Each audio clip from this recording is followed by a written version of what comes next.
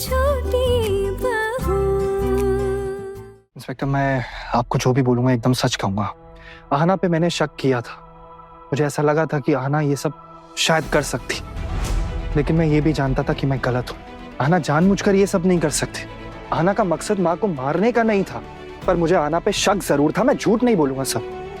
लेकिन कल जब मैं आहना को उसके मायके लेकर गया था, तो इसके जो पड़ोसी थे उनसे मुझे बहुत चीजें पता लगी। मैंने वहाँ आहना का एक्टिविटीज जो थी वो भी ऑब्जर्व की, और ये सब सुनने और जानने के बाद मेरा शक पूरी तरीके से दूर हो गया। मुझे ऐसा 100% लगा कि आहना ये सब नहीं कर सकती। मैं सभी से माफी मांगना चाहता हूँ क्योंकि मैं ये बात कह रहा हूँ। मुझे ऐसा कहना तो नहीं चाहिए, लेकिन हमारे घर में से कोई एक ऐसा बंदा है जो आहना को पसंद नहीं करता, और आहना को इस घर से निकालने के लिए वो ये नीच हरकत पर उतर आया।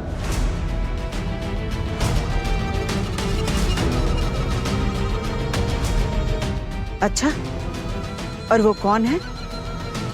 मैं किसी का नाम नहीं लेना चाहता हूँ पेशीमोनी। इंस्पेक्टर सर आए हैं ये इन्वेस्टिगेशन करने, और मैं पूरी तरीके से कोऑपरेट करूंगा इनके साथ। और मैं किस पर शक करता हूँ मुझे ये बताने की जरूरत नहीं है। इंस्पेक्टर साहब हैं, वो पता लगा लें। अगर तुझे ऐसा लगता है कि ये काम हम कर सकते हैं, तो हम अभी ये घर छोड़कर चले जाते हैं। आप ऐसा क्यों बोल रही हैं पेशीमोनी? मैंने तो ऐसा कुछ नहीं बोला कि मुझे आप पर शक है। घर में और भी तो लोग हैं, वो तो ऐसी बातें नहीं कर रहे, तो आप क्यों कर रही हैं? रुकिए अभी, अब आप बताइए आपको क्या लगता है? कर भी सकती है और नहीं भी कर सकती है। नहीं नहीं, मतलब इसके अलावा और कर भी कौन सकता है?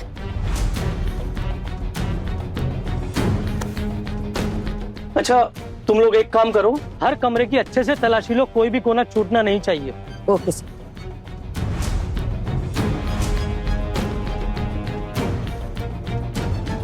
देखिए, मैं आपको भी एक मौका देना चाहूंगा। अगर आप अपनी सफाई में कुछ कहना चाहती हैं तो कह सकती हैं। जी नहीं इंस्पेक्टर साहब, मैं कुछ नहीं कहना चाहती हूँ। आप ये भी नहीं कहना चाहती कि आप निर्दोष हैं? सर, मैंने कहा ना, मैं कुछ नहीं कहना चाहती हूँ। और मेरे मानने या ना मानने से क्या फर्क पड़ जाता है? अगर मैं इनकार भी कर दूं, तो आप ये इन्वेस्टिगेशन तब भी जारी ही रखेंगे ना। मुझे ऐसे आसानी से क्लीन चिट तो नहीं दे देंगे। तो प्लीज आप अपनी इन्वेस्टिगेशन पूरी कीजिए। इसका मतलब आप हमारे साथ कोऑपरेट नहीं करना चाहती हैं? सर, कॉपरेशन की तो बात ही नहीं आती यहाँ पे। आप लोग मुझे मेरे घर से मोहल्ले वालों के सामने उठाकर यहाँ लाए। मेरा सोशल स्टेटस, मेरी माँ का सोशल स्टेटस, सब कुछ खराब कर दिया आप लोगों ने। मेरे घर वालों को कितनी बदनामी सहनी पड़ रही है, क्या बीत रही है उन पर, ये सिर्फ मैं जानती हूँ। अगर आप मुझे क्लीन चिट दे भी दे, इस बदनामी का दाग मेरे ऊपर से मिटना मुमकिन तो नहीं है ना सर। और रही बात आत्मसम्मान की, तो आत्मसम्मान जब रहा ही नहीं तो किस बात का कॉपरेशन सर? आप बार बार मुझसे एक ही सवाल पूछकर मुझे परेशान मत कीजिए। मुझे जो कहना था मैंने कह दिया है। देखा बड़े बाबू, कैसी बड़ी बड़ी बातें करती है। क्या कहा था मैंने? मैं बड़ी बड़ी बातें कैसे कर सकती हूँ माँ? मैं तो खूनी हूँ ना, मैं तो क्रिमिनल हूँ। ऊपर से मेरी और मेरी माँ की गरीबी। बड़ी बड़ी बातें करना तो दूर की बात है, अभी तो बात करने का भी हक नहीं है। मुंह चलाने में ना इनाम जीतेगी ये लड़की।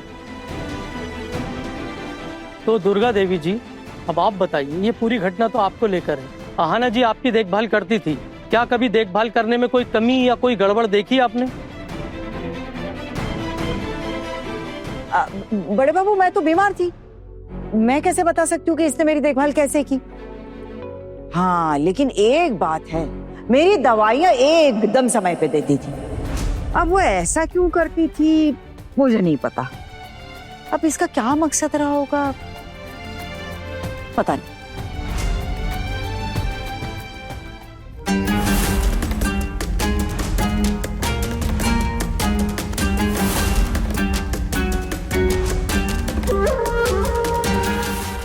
माँ, आप जो भी कह रही हैं प्लीज सोच समझ के बोलना, क्योंकि आपके बयान पर सब कुछ डिपेंडेंट है।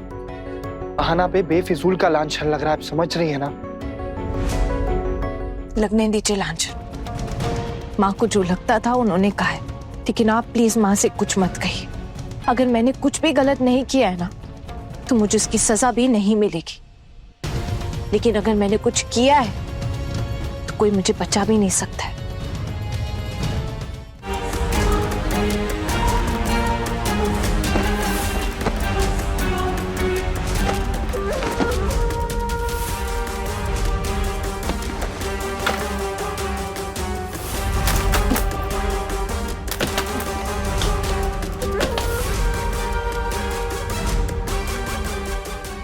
मैं जानती हूँ मेरी किस्मत हमेशा मेरी परीक्षा लेती रहती, लेकिन फिर भी इतना भरोसा तो है मुझे अपनी किस्मत पर कि अगर मैंने कुछ गलत नहीं किया है तो मेरे साथ कुछ गलत होगा भी नहीं।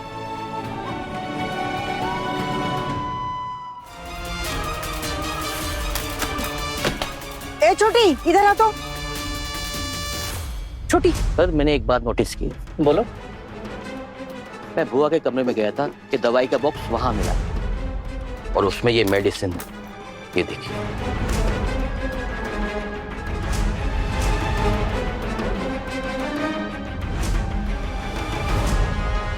यही दवाई दुर्गा जी को दी गई थी। प्रिस्क्रिप्शन के बिना ये दवाई कोई नहीं देता है। अगर आहना जी ने ये दवाई कहीं और से ली होगी तो प्रिस्क्रिप्शन की जरूरत जरूर पड़ी होगी। ये दवाई का प्रिस्क्रिप्शन और बिल हमें मिल जाए तो शायद डेट मिलाकर ये पता लगा सकते हैं कि ये दवाई कब खरीदी गई होगी।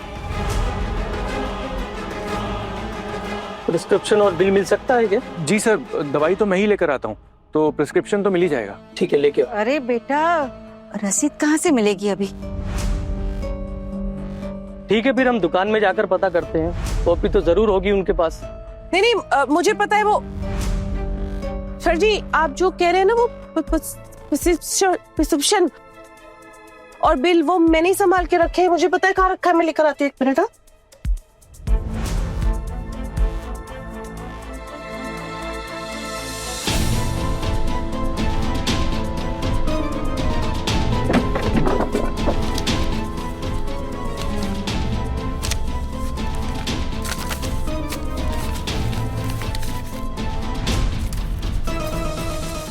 ये लीजिए, ये दोनों चीजें मिल गया। देखो,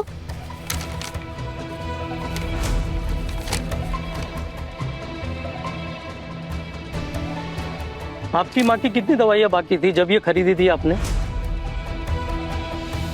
बड़े बाबू, उस दिन तो मेरी दवाइयाँ भी खत्म ही हो गई थी। बाजार से मेरी दवाइयाँ भी लानी थी तो ठाकुर जी ने कहा कि उनकी दवाइयाँ खत्म हो गई है, एक भी नहीं बची है। अच्छा, तो अब हमारे पास दवाई के 2 पत्ते हैं, एक ही दवाई और 2 पत्ते। एक पत्ता जिसमें से दुर्गा देवी जी को दवाई खिलाई गई थी और एक पत्ता मेडिसिन बॉक्स वाले पत्ते से एक ही दवाई खाई गई थी। आप तो रोज दवाई लेती है ना जी। इसका मतलब कल रात को भी आपने इसमें से एक गोली ली होगी जी, क्योंकि ये दूसरा पत्ता तो दुर्गा देवी के कमरे से आपके बेटे ने उठाकर रख दिया था। अब आते हैं दुर्गा देवी के कमरे से मिली हुई दवाई के पत्ते पे। बिल के अनुसार ये दवाई 15 दिन के लिए ली गई थी और पत्ते में से खर्च हुई 2 टेबलेट। आपने 4 दिन में 1-1 टेबलेट ली है ना? इन्होंने खाई है 4 टेबलेट और इस पत्ते में बची है 9 टेबलेट, तो 9 और 4 13। आपकी माँ की दवाई के पत्ते से बाकी 2 गोली गई कहाँ?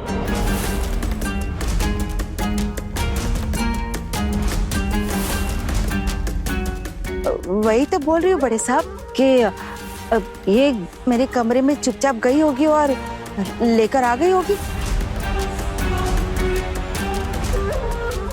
मैं आज तक पिशी माँ के कमरे में नहीं गई और ये बात घर के सभी लोग जानते हैं। वैसे थोड़ी ना गई होगी। आप कहना क्या चाहती हैं?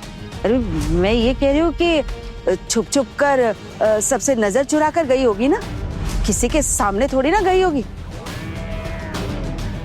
नहीं पिशी माँ, आहना तो माँ के कमरे में ही रहती थी। सिर्फ जब खाना देना होता था तब वो रसोई में आती थी और वॉशरूम भी हॉल का ही यूज करती थी वो। सर, पिशी माँ तो ऊपर वाले फ्लोर पे रहती हैं और अपने कमरे से बाहर नहीं आती हैं, ज्यादातर वहीं होती। और माँ, आप तो हमेशा अपने कमरे का ताला लगाकर ही निकलती है ना अपने कमरे से, कभी भी खुला नहीं छोड़ा। बता दीजिए ना, बताइए ना, बताइए। अरे क्या बताऊँ, वो भूल गई होगी शायद ताला लगाना। और इसी बात का फायदा उठाया इसने, हाँ, और लेकर आ गई दवाई। शायद के ऊपर कोई केस नहीं टिकता है मैडम, ठोस सबूतों की जरूरत होती है। और रही बात शायद की, तो शायद से ये भी तो हो सकता है कि आप दुर्गा देवी के कमरे में ये दवाई गलती से छोड़ आई हो। जी नहीं, ये कभी नहीं हो सकता।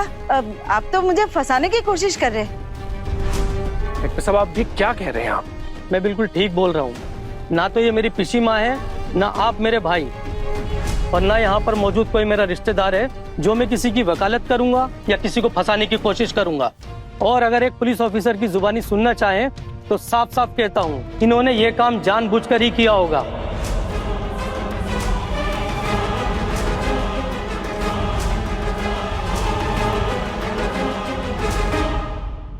बड़े घर की छोटी बहू के लेटेस्ट एपिसोड्स कभी भी कहीं भी अभी सब्सक्राइब करें दंगल प्ले ऐप। अपने पसंदीदा शो के फुल एपिसोड देखने के लिए अभी डाउनलोड करें दंगल प्ले ऐप।